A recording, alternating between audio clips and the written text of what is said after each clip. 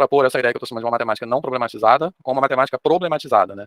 Uma matemática não problematizada a gente poderia dizer que é uma matemática naturalizada, digamos assim. E textos sociais nossos aqui do Brasil, olhando para as questões de racismo estrutural, de patriarcado estrutural, isso ganha um viés de raça, de gênero e de classe, né? Assim. Então, quando a gente pensa no mito da genialidade, nessa imagem do gênio,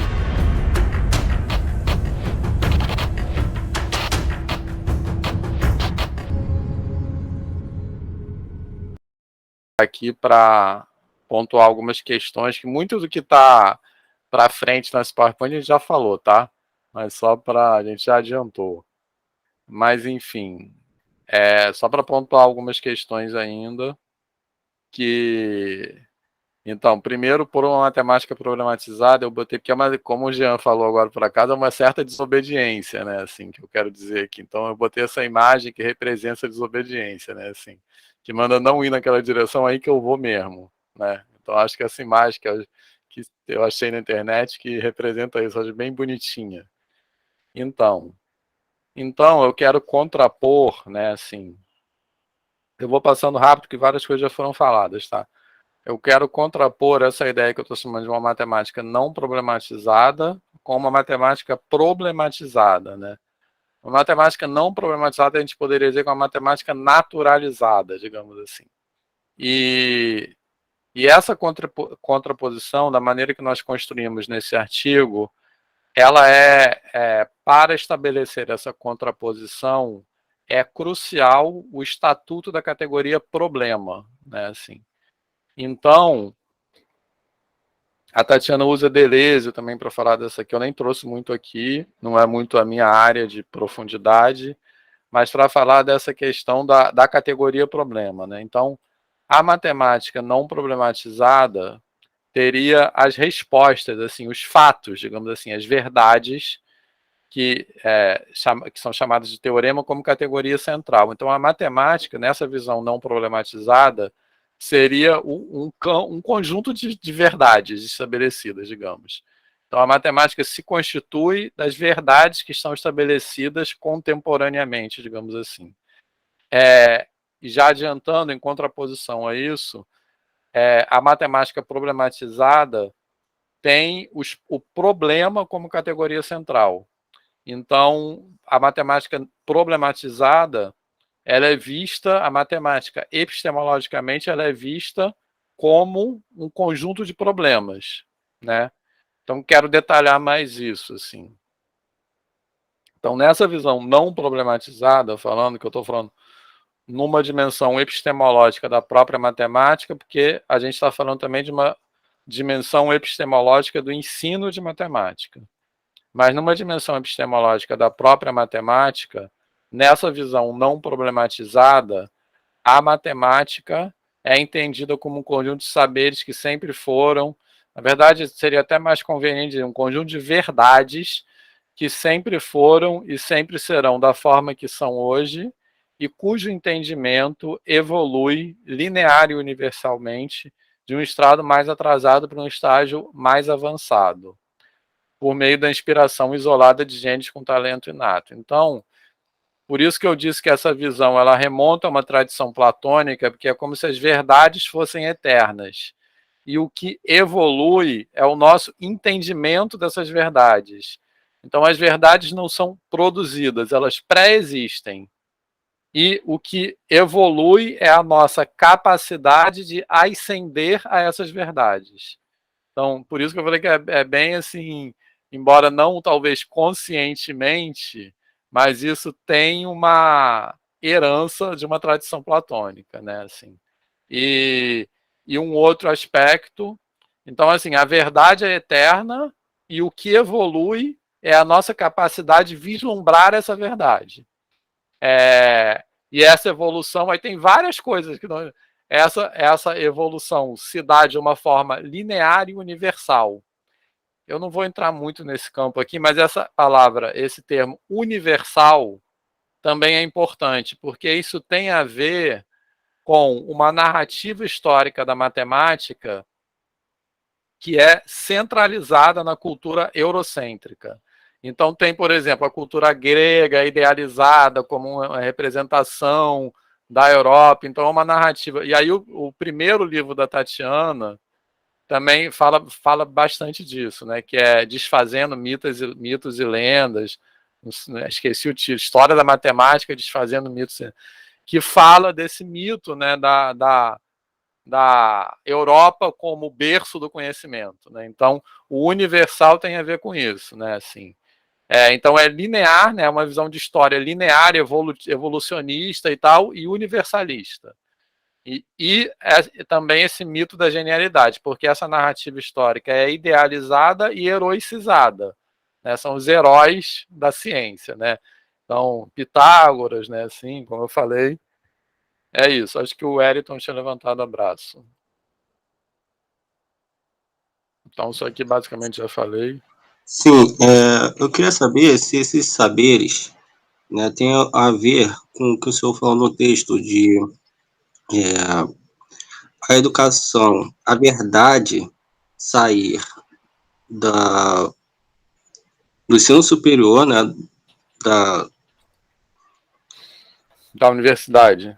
da universidade, isso aí, da universidade para a prática no ensino fundamental, que basicamente não teria verdade ali. Seria pega a verdade do que você aprende no ensino superior para aplicar, né, fazer tipo uma subjugação, né, Uhum. da Perfeito. prática do ensino fundamental.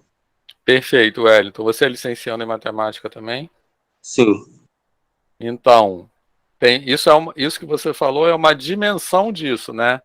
É um aspecto que é muito importante disso e é particularmente importante porque a gente está discutindo educação matemática e formação de professores.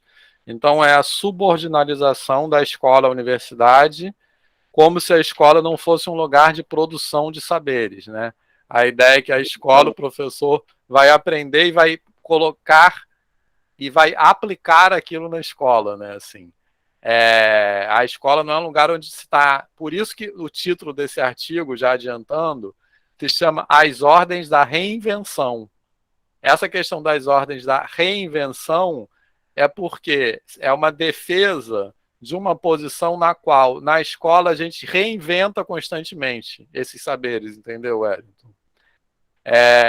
Então, isso também tem a ver com esse esvaziamento da docência como um campo com uma epistemologia própria, né? Então, o professor é quase...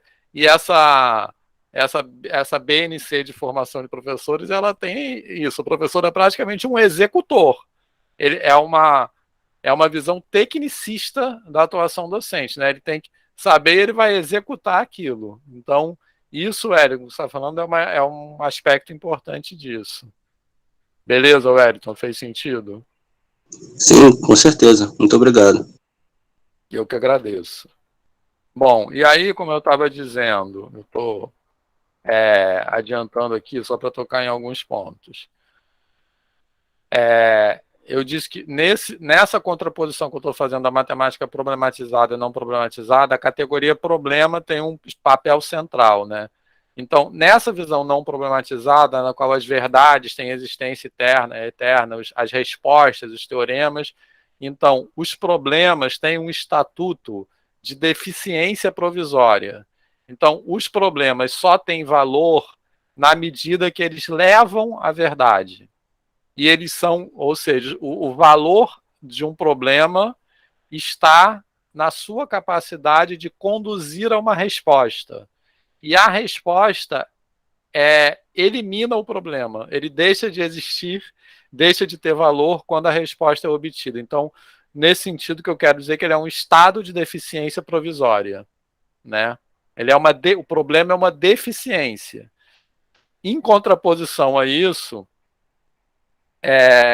na visão problematizada, eu vou defender, né, uma outra imagem de pensamento, né, uma outra posição epistemológica, na qual os problemas têm um valor em si, ou seja, eles têm um estatuto epistemológico independente das soluções. Então, um problema tem um valor em si, independente dele conduzir ou não a uma solução. E eu quero dar um exemplo disso em seguida na história da matemática, que eu acho que é bem contundente. E também um aspecto importante que tem a ver com o que eu falei, o seguinte, nessa visão não problematizada, a verdade é eterna e o que evolui é a nossa capacidade de ascender a verdade. E então os problemas são faltas de conhecimento, né? O problema como uma deficiência, como uma falta, são faltas de conhecimento, e ele é muito importante que são atribuídos, são subjetivas dessas faltas, né? Elas são atribuídas a alguma incapacidade do sujeito. Então, a verdade existe, podemos dizer assim, no mundo das ideias.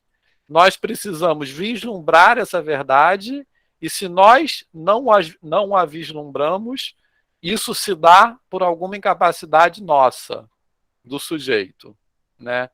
Então, essa seria, então, a verdade não é produzida socialmente, enfim, ela é estática, eterna, imutável, né? Então, seria isso. E aí eu acho trazendo também para a discussão decolonial, né, que é um outro campo que eu tenho pensado bastante, acho que é importante pensar que essas incapacidades subjetivas, né, assim, até pegando que a Regina falou da mulher, né, no Dia da Mulher, essas incapacidades subjetivas que têm a ver com esse mito da genialidade, então o gênio é aquele que tem uma capacidade maior de vislumbrar a verdade, né, matemática. Se a gente traz isso e contextualiza nos contextos sociais nossos aqui do Brasil, olhando para as questões de racismo estrutural, de patriarcado estrutural, isso ganha um viés de raça e de gênero e de classe, né? Assim. Então, quando a gente pensa no mito da genialidade, nessa imagem do gênio da matemática, da pessoa capaz que tem essa dotação inata por fazer matemática, essa imagem ganha um corpo. E esse corpo é o corpo de um homem branco, hétero e cis. Né? Assim, você pensa, o gênio da matemática é essa imagem. Né? Então, acho que isso é uma discussão importante também. É assim que a matemática, como disciplina escolar, atua na manutenção dessas questões, desses aspectos estruturais na sociedade brasileira, né? E, enfim, no mundo também. Bom, e aí o exemplo que eu quero dar disso é da geometria não euclidiana, né? Então, a geometria não euclidiana, ela se constitui historicamente a partir das tentativas de demonstrar o postulado das paralelas proposto por Euclides como um teorema. E o que a gente vê é que esse postulado não é demonstrado e nem contestado. Ele simplesmente produz outras verdades, que são as geometrias não euclidianas. Então, nesse sentido, a gente pode pensar no postulado das paralelas como um problema. E esse problema tem um valor em si, porque ele não foi resolvido. Ele não foi resolvido no sentido, não houve uma decisão universal de que isso é verdadeiro ou falso, né? Houve a produção de contextos nos quais isso é verdadeiro, nos quais isso é falso. Então, nesse sentido, quer dizer que ele não conduziu a uma resposta universal. Então, o postulado das paralelas como um problema, ele tem um valor em si, né? Independente das respostas para as quais ele conduz. E o erro teve um papel crucial no desenvolvimento histórico dessas geometrias não euclidianas. Aí eu estou me referindo ao erro nas tentativas de prova. Foram esses erros que deram os insights que levaram à constituição da geometria não euclidiana como área. Né? E hoje é uma área bem consolidada, né, na matemática, e que se constituiu historicamente a partir do erro. Né? Então, eu acho que isso acontece em tudo na matemática, tá? Mas essa ideia aí coloca em desafia, né, essa visão que a matemática nasce pronta, isenta de erro, exata, etc. Bom, como a gente já está passando muito do tempo, Jean, pode me cortar, tá? Eu já estou chegando. Em contraponto a isso, né, a gente propõe essa outra imagem de pensamento, né, essa outra posição epistemológica, que é que a gente chama de matemática problematizada, que tem os problemas como categoria central, né? Então, a matemática é um campo de problemas, não um campo de respostas. Então, os problemas são os únicos a priori, né? Assim, nesse sentido. Que eu quero dizer o seguinte, que eles não são faltas de entendimento em relação a um saber a priori, mas eles são o próprio saber. E não são eliminados pela obtenção de uma eventual solução. Eles têm um valor independente de apresentar ou não, de conduzir ou não a uma resposta. E eles têm uma verdade em si. Então, esse exemplo da geometria não euclidiana, eu defendo que ele ilustra isso. Tá? Então, essa seria, por isso que eu falei no começo, não sei se está fazendo sentido, mas eu falei no começo, que esse contraponto entre aquilo que nós estamos chamando de uma matemática não problematizada, de matemática problematizada, ele é muito determinado pelo estatuto da categoria problema em cada uma delas. Beleza? Essa é a ideia. E, enfim. E agora, chegando ao final da minha fala, as ordens da reinvenção, que tem a ver com uma coisa que eu estava respondendo, acho que o Wellington, né? Que é essa coisa de que a ideia, quando a gente traz isso agora para a escola mesmo, a ideia é que a matemática é reinventada, né? Dentro da escola.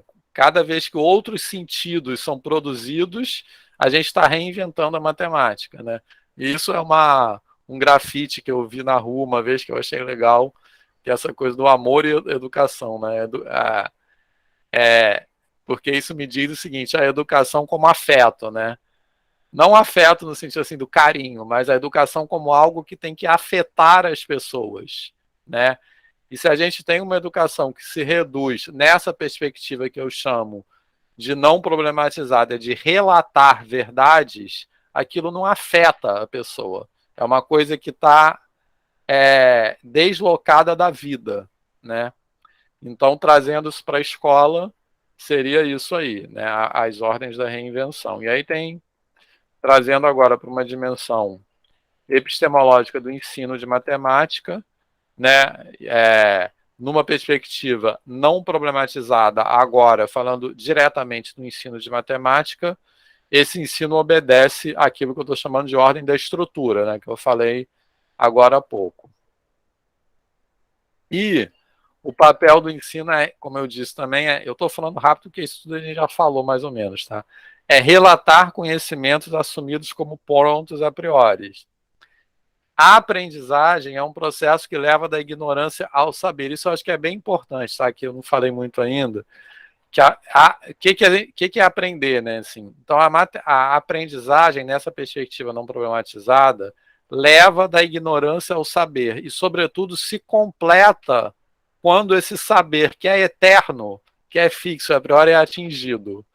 Então, em contraponto a isso, já adiantando o que eu vou falar em seguida, nessa perspectiva não problematizada, a gente quer defender uma ideia de aprendizagem como inacabamento, né? Então, a aprendizagem não leva a algum lugar, né? A aprendizagem é o conhecimento em si, né? E eu acho que isso tem uma potência de desestabilizar esses paradigmas de ensino de matemática, que a gente sempre quer chegar a algum lugar, né, na matemática. E eu estou dizendo que não precisa, né? Enfim, e o erro e o não entendimento são interpretados como não são interpretados. São interpretados como deficiências e incapacidades, enfim. Acho que isso é importante também que eu coloquei aqui. Essas deficiências cognitivas ou sociais, né, eu coloquei como sociais, porque às vezes essas incapacidades são atribuídas à classe, raça, né, assim, as pessoas mais pobres são menos capazes, ou as pessoas brancas são mais capazes que as pessoas pretas. Então, por isso que eu estou colocando incapacidades sociais e que tem uma perversão, né, ainda envolvida, pelos quais os próprios sujeitos são culpabilizados. Esse é um discurso muito colonial, né, assim, que culpabiliza as pessoas que são subordinalizadas socialmente pelo seu próprio estado de subordinalização. Então, é o mesmo discurso que é assim, a pessoa é pobre porque ela não se esforça para trabalhar, né? E que a gente reproduz com os alunos. Aquele aluno, ele não sabe que ele não estuda, ele não se esforça. Então, os próprios sujeitos são subalternizados, né? Assim, são culpabilizados por esse... E também uma coisa que eu já falei, que nessa perspectiva não problematizada, o ensino herda características atribuídas à matemática como campo de conhecimento, né? Então é aquilo que eu já falei. O ensino tem que imitar essa ordem da estrutura. Então, quais são essas heranças malditas, digamos assim?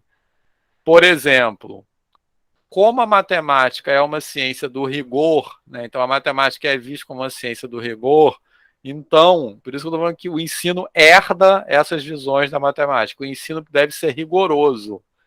E aí, quando essa ideia de rigor é levada para a educação, a própria ideia de rigor ganha outros sentidos. O professor de matemática tem que ser mais rigoroso, tem que ser mais formal e etc.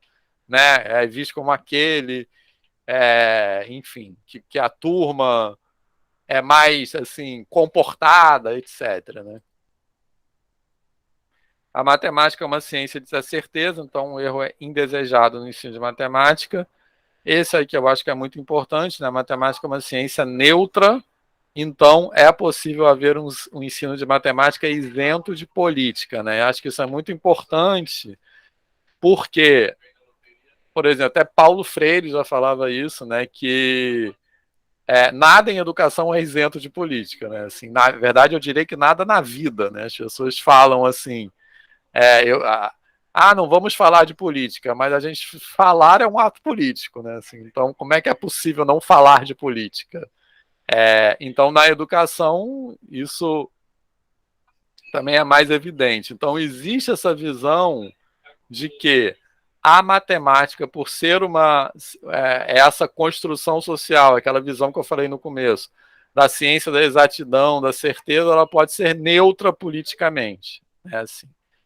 E, enfim, em sala de aula é muito evidente isso, eu acho, né? Quando a gente fala da maneira que a gente responde a pergunta de um aluno, a manifestação de um aluno é um ato político, né? Um ato muito político. Entretanto, existe essa visão, que as disciplinas ditas humanas seriam ideológicas e as disciplinas ditas exatas poderiam ser desprovidas de ideologia, né? Acho que isso é muito importante e está muito em disputa no contexto político no Brasil de hoje, né? Assim. Então, essa oposição entre ciência exata e ciência humana também é muito ruim por isso, né? Ela produz essas ideias. Bom, e aí, também chegando ao final, algumas outras, essa coisa do que a gente falou bem no começo, né? O trabalho do professor não é reconhecer os alunos, na matemática não problema, seria reconhecer os alunos talentosos e separá-los dos fracos, né? Assim. E aí uma coisa que a gente falou também, uma coisa que a gente falou no começo, mas uma coisa também que eu acabei de falar, é que essa ideia de talento, quando a gente traz para os nossos contextos políticos, ela ganha enviesamentos de raça, de gênero, de posições sociais, de crenças, ideologias e tal. Então, qual é a imagem do aluno talentoso? É um aluno branco, homem, enfim. Né? Isso é muito discutido. Bom, e aí, terminando já a minha, quer dizer, esse PowerPoint aí, o ensino de matemática instaura outras ordens, né? Numa perspectiva agora, numa perspectiva problematizada. Então, a ideia do ensino de matemática não é reproduzir a ordem da estrutura, mas é instaurar outras ordens. Então, isso que eu quero dizer, eu estou chamando de ordens da reinvenção, né? Porque as ideias são reinventadas. E os problemas não têm sua potência apagada pela obtenção de uma solução. Aqui eu trouxe só um exemplo que eu vou passar batido por conta do tempo, que é o exemplo de número real, né? Assim, enfim. E a matemática problematizada numa dimensão epistemológica do ensino privilegia a produção de sentidos e a mobilização de afetos por todos os envolvidos, né? Assim, eu quero dizer, professores e estudantes. Essa questão da aprendizagem, né, que eu já falei, a gente, com isso, se alinha com uma ideia de aprendizagem como inacabamento. E aí, para finalizar, eu só quero destacar essa questão do papel do erro, né? Assim, então, a gente vê o erro que eu estou colocando entre aspas, que é aquilo que é identificado, que é rotulado como erro, assim, normalmente. Então, é visto como uma coisa indesejável, como um desvio daquele caminho linear e universal para o conhecimento, né? Então, numa perspectiva problematizada, a gente quer ver o erro como uma oportunidade de produção, né? Assim. E aí é o erro. O que eu quero dizer? Que eu acho que é o erro tanto por parte daquele que está na posição de aluno, como por parte daquele que está na posição de professor, né? Porque tem a visão de que o aluno que erra é visto como alguém menos capaz e o professor também não pode errar, né? Quando a gente, como professor, se coloca numa posição daquele que não pode errar, a gente está produzindo uma ideia da aprendizagem como algo que chega a um fim. Ou seja, existe um objetivo a priori, né, assim, e se você atinge aquele objetivo, você para de aprender. E nessa visão que eu estou defendendo, que é culturalmente construída, os professores são vistos e se colocam e são colocados muito no lugar daquele que não aprende mais, daquele que sabe tudo, né, assim. Então, por isso que eu defendo o erro, essa vulnerabilidade docente, um aspecto também muito importante que tem a ver com isso. Enfim, acho que eu vou parar por aqui, Jean. Poxa, muito obrigado, professor Vitor. Já são quase 8 horas. Sim, eu falo pra caramba, assim, se deixar. Olha, acho que todos aqui partilhamos desse mesmo vício, desse mesmo mal, desse mesmo animal voraz da fala que vai consumindo o nosso tempo e todos nós. Mas, infelizmente, é um bom sinal, acho que todos gostamos da fala, todos gostamos de ouvir, e nessa interação eu só vou passar a palavra para todos, todas. Eu só gostaria de mencionar algumas questões, acho, nesse final da fala do professor Vitor, que me chamaram muito... Só rapidinho, só projetei aqui o meu e-mail e esse é o endereço do canal no YouTube do meu grupo de pesquisa, tá? Só para... Mas depois eu vou mandar esse PowerPoint para o Jean. Perfeito. Pode falar. Mesmo no grupo de pesquisa, enfim, aqueles também que precisarem, eu vou até deixar aqui algumas pessoas, um rapaz, né? Caso precise do PowerPoint ou algo assim, disponibilizei aqui no chat. Não, mas eu acho uma questão muito interessante, eu acho que são repercussões que o professor tangenciou e o enfoque em educação, especificamente educação matemática. O professor Vitor tocou que é essa relação da matemática com a educação em geral. Em outras palavras, ele disse aqui, num determinado momento, como a matemática e a educação são vistas ainda estranhamente como algo dicotômico, como ao tentar trazer a educação você está, de certa maneira, reduzindo o rigor, e como, ao mesmo tempo, uma complementaridade desse discurso é achar que você vai extinguir, você vai eliminar o rigor, você vai eliminar a certeza, e que não é em nenhum momento essa a pretensão da educação matemática, não é em nenhum momento essa a pretensão, por exemplo, da história da matemática, da filosofia da matemática. Pelo contrário, é entender o que seja o rigor. Eu acho que o professor Vitor tocou nesse ponto em vários momentos, as diversas definições de rigor. Nós, no grupo, estamos lendo a Alice, em determinado momento, nessa semana, Alice, o País das Maravilhas, do Carroll, e, no determinado momento da semana, nós discutimos um determinado parte de um capítulo, e foi justamente lembrado o livro do Wittgenstein, da certeza, como ele falava lá depois, que até o Sartre vai usar a questão da mão, como eu tenho certeza da minha mão, que é a minha mão, não é a mão de outro ser, enfim, todas essas questões, e como a matemática, em nenhum momento você deve dizer que a matemática ela é tudo furado, tudo não tem sentido, mas pelo contrário, há uma ideia de contextualização. E o que eu quero dizer com isso?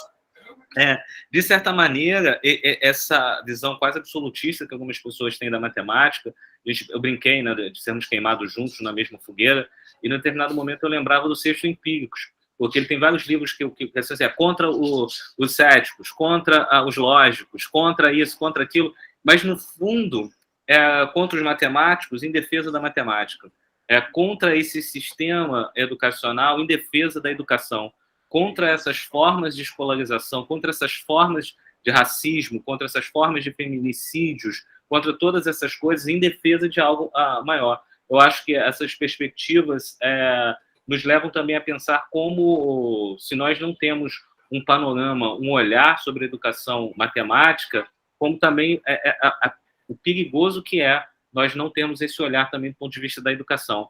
Essa dicotomia que é feita entre a matemática e a educação, essa dicotomia às vezes defendida por diversos movimentos, faz com que a própria matemática não entre no debate. Há uma perda significativa cognitiva, uma perda de país, uma perda de identidade. E, bom, não precisamos nem mencionar os absurdos que foram falados sobre ciência nos últimos anos, todas as questões que ainda temos que combater. E realmente, enfim, eu passo a palavra àqueles que queiram fazer uma pergunta, comentar algo, eu quero mais com o professor Vitor, enfim.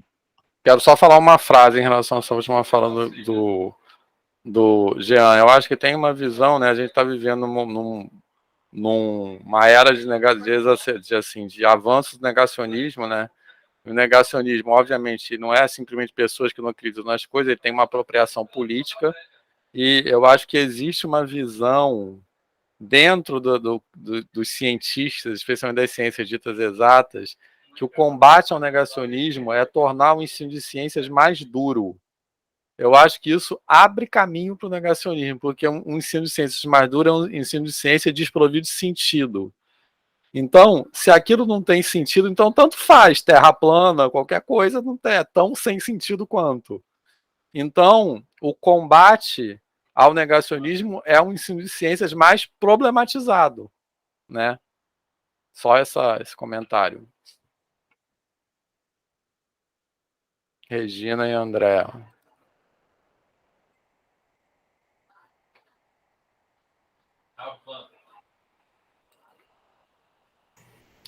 Eu queria parabenizar o Vitor, porque eu tenho uma visão do Instituto de Matemática, então eu estou vendo agora vocês, a partir de hoje, principalmente, né?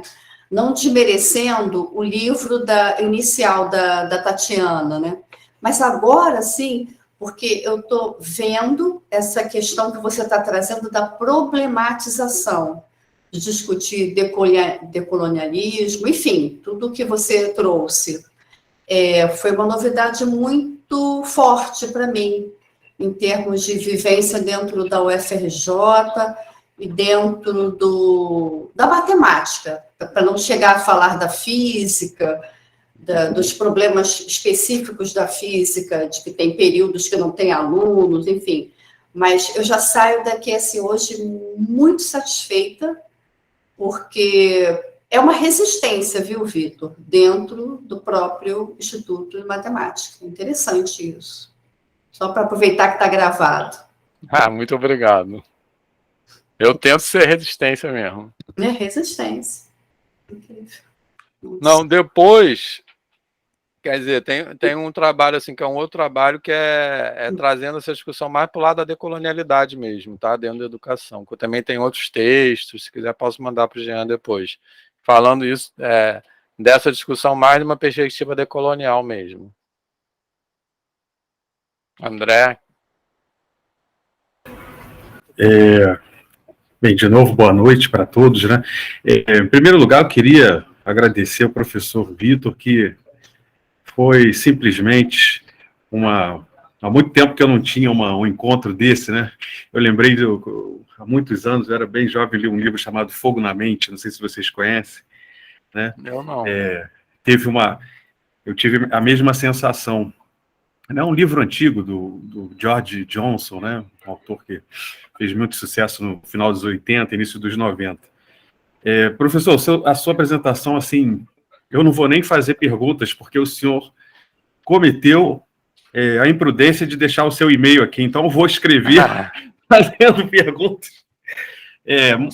Não perguntas, né? Considerações, assim, que eu achei tudo muito interessante. Só não é para chamar de senhor, tá? Achei tudo muito interessante, inclusive um dado momento aqui da sua apresentação, eu lembrei de uma situação que é quase uma caricatura, quando eu fazia graduação na UERJ, que um professor deixou um texto no Xerox, só que ele não deixou nenhuma referência, ele deixou só 4 páginas do texto. Nós não sabíamos quem era o autor, de que período, não sabíamos nada, né? E de uma semana para outra, alguns se aventuraram e leram, etc. E foi uma das piores experiências da minha vida. Você lê um texto sem nenhuma referência. E eu me lembrei das aulas de matemática na escola, eram exatamente assim. Eram coisas ensinadas sem nenhum contexto. Né? Exatamente. Você fez graduação em filosofia. Fiz, mas a minha história é meio complicada, que eu fui fazer arquitetura, depois fui fazer bacharelado em matemática, e depois informática. Aí acabei me encontrando na filosofia e voltei para a matemática agora, já com idade. Né? Mas, assim, foi muito interessante porque eu passei pela filosofia com coisas muito parecidas com essa caricatura do ensino da matemática. Professores dizendo que não interessa o contexto, não interessa quando aquele texto foi produzido, o que interessa é a argumentação do autor, que é atemporal, não tem nenhuma relação com o espaço e com o tempo. E curiosamente, quando eu fui retornar a estudar matemática agora, fazendo licenciatura, a educação matemática hoje é muito mais avançada do que o ensino de filosofia, porque os professores de licenciatura em matemática se preocupam muito mais em contextualizar, em fornecer subsídios para a compreensão da coisa, etc., do que os professores de filosofia. E achei muito interessante a sua descrição, né, a respeito dessa questão da ciência que gera certezas, ou que vai servir como critério final para todas as outras ciências. Né? Durante a pandemia nós vimos muito isso. Tem uma situação também que é caricatural, de um rapaz lá do Sul, que é formado em ciência da computação, e ele andou falando algumas impropriedades sobre o uso de máscaras, vacinas, etc. Ele disse que ele podia falar sobre essas coisas porque ele estudou lógica. E a lógica garante a análise de argumento de forma isenta, né? Exatamente, é muito bom. Eu não conhecia essa história não, mas é muito bom esse exemplo. Eu escrevi um artigo sobre a Covid, posso depois encaminhar. Enfim, legal. Que eu peguei justamente, eu falo sobre ciências formais e a utilização delas, né, como critério para outras ciências, etc. Exatamente, a matemática é metalinguagem da modernidade, né? Acho que é bem isso. Então, na verdade, eu gostaria muito de agradecer a sua apresentação aqui, que para mim foi um encontro. Realmente foi um encontro. Aquelas coisas que você é atravessado assim e fica com a mente pegando fogo. Obrigado. Uma honra, muito obrigado. Eu agradeço muito. Maria? Sim. Boa noite aos colegas, Jean, parabéns por montar aqui todo esse espaço. Vitor, parabéns, foi excelente como o André comentou, ter a sua participação hoje aqui, trazer uma série de questões, né, sobre educação, uma educação matemática e, obviamente, atingindo outras áreas, né? Eu sou da área de História e atualmente trabalho no Museu Nacional, né, da UFRJ, então envolvida em diversos âmbitos, né, sobre a educação, a maneira como a gente vai lidar com o público. E para ser bem breve, uma das questões que eu acho super importante, o que você está apresentando sobre as ordenações, sobre repensar as possibilidades de ordenações, é o poder do professor do ensino básico, né? Outro dia eu comentei com o Jean a imagem, né, que cada professor acaba tendo para a criança, para o adolescente e para a pessoa que está se formando, né? A imagem do professor de matemática é a imagem que a pessoa acaba tendo da matemática, né? Então, é uma imagem de gênio, né? A pessoa que para e pensa matemática é aquele gênio. Por outro lado, a história, é muito comum a gente, quando fala, sou professor de história, eu atuo em história, a pessoa olha e fala assim, nossa, eu adoro história. Mas que história é essa que a pessoa gosta, né? Aquela história que a aproxima, é aquela história que realmente é a história que a gente quer passar. Então, acho que dentre essas ordenações, apesar da gente saber as dificuldades que um professor, né, da educação básica enfrenta, eu observo esse poder, né, que o professor da educação básica tem nas mãos sobre a imagem que cada cidadão vai formar sobre o conhecimento. Então, era só essa ponderação.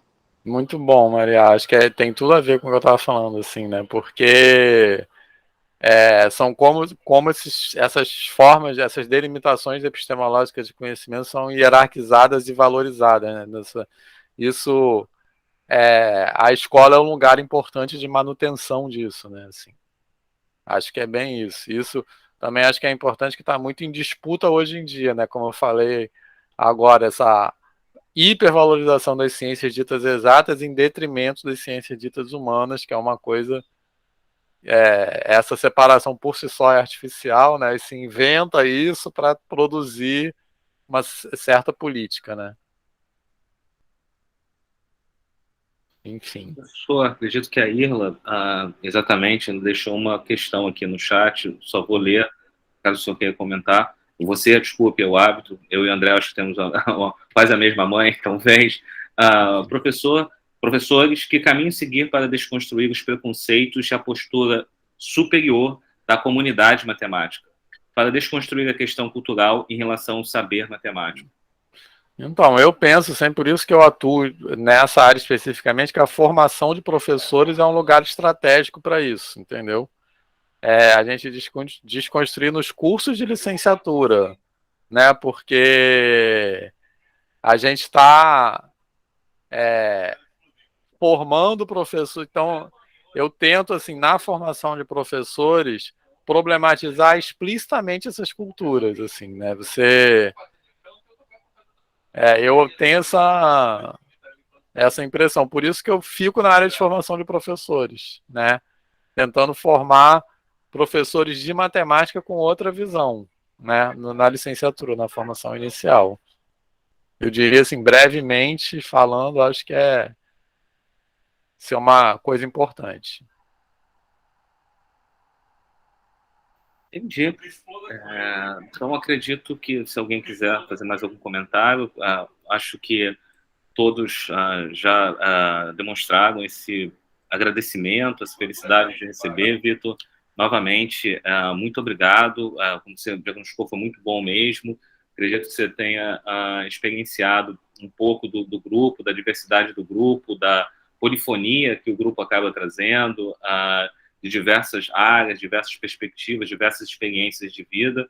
E para fazer uma paráfrase mal feita, né, da questão, são várias imagens, né, de um mesmo conceito, né, de um conceito de mundo, são várias imagens que, de certa maneira, vão se interrelacionando, e a sua presença foi bastante importante para a gente, agradeço muito, acredito que todos aprendemos, todos nos deliciamos, acredito também que, de certa maneira, hoje você cumpriu um desses objetivos que você disse. Além da parte de formação de professores, a sessão de formação de cidadãos, temos aqui licenciandos, e eu acho também bastante importante uma tecnologia não muito usada, e nós falamos dela, que é a escrita e a fala. Acho que os seus textos têm repercutido bastante dentro da comunidade de educação matemática, vejo que você tem avançado, e aí eu já consigo falar isso, você brincou, né? 20 anos atrás, eu fui seu aluno nos idos de 2007, basicamente, 2007, 2008, também minha vida toda quanto confusa,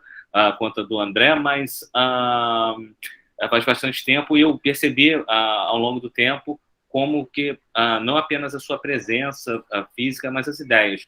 Eu acredito que você também tangenciou isso em algum momento na sua fala, sobre a questão do desenvolvimento da matemática.